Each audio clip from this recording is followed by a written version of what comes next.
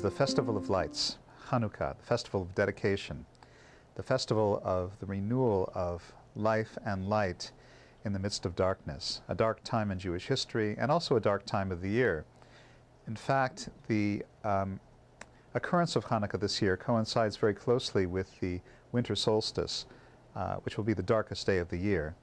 And then as the holiday progresses, the moon becomes smaller and smaller and smaller. So we're really going to have a dark Hanukkah of light.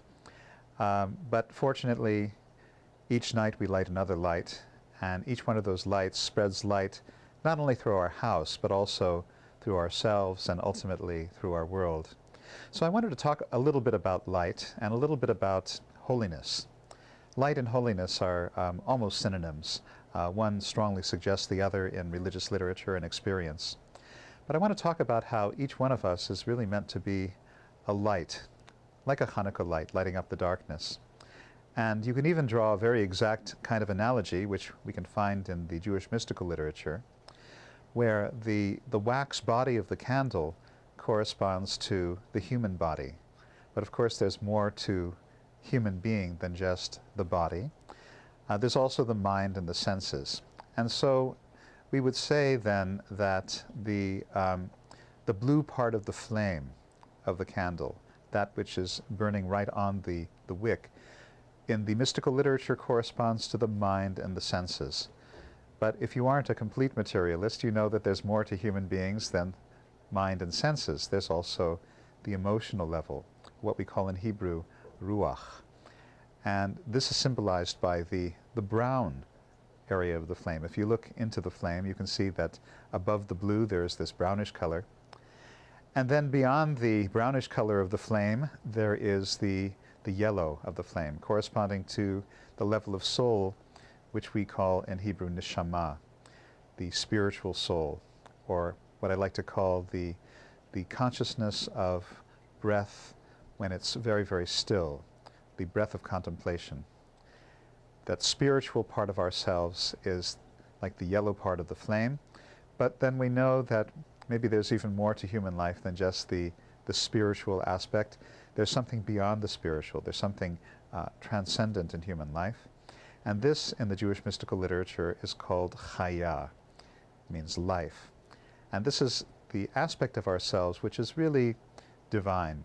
It's hardwired into divinity and can't be sullied by any of the mistakes or complicated situations into which we fall in this world. And when we look at the light of the candles of Hanukkah, we can see that there's kind of an aura that surrounds that flame. There's a light that surrounds the light of the flame, which is almost indetectable. And yet if you look for it, you can see it like an aura. That corresponds to the level of chaya, or life, in the human spirit. And finally, there is even a higher level of the human soul called yechidah. It means unity. It's biyachad. It's also singular. It's one and only. And that is because it is one and only with the one and only one in creation, God himself or herself. And that corresponds to the light that the candle flames make in the room. Like you'll see as you light the Hanukkah lights this year, perhaps, if you darken the room a little bit, you'll see how the light plays off the walls and the ceiling of the room. That corresponds to the most expanded level of the spirit, what we call yechidah. This is a reminder that there is much, much more to a human being than what we commonly see and experience. Rabbi Mendel of Rimanov used to like to say that no matter what kind of trouble you find yourself in, no matter how overwhelming or depressing a situation might be, he said, remember that you are made of very holy material and that you come from a very holy place. That's what the lights of Hanukkah partially are there to remind us about. The triumph of light over darkness, the triumph of joy over depression, the triumph of calm over agitation, the triumph, hopefully, eventually, of good over evil in this world. Even as the Maccabees triumphed over their Hellenistic adversaries, we too have a fight to fight in this world. Mostly, I would say it's a fight within. We all have this inner struggle. If we take care of that inner struggle adequately, God willing, we won't have to take care of struggles against external enemies in actual warfare.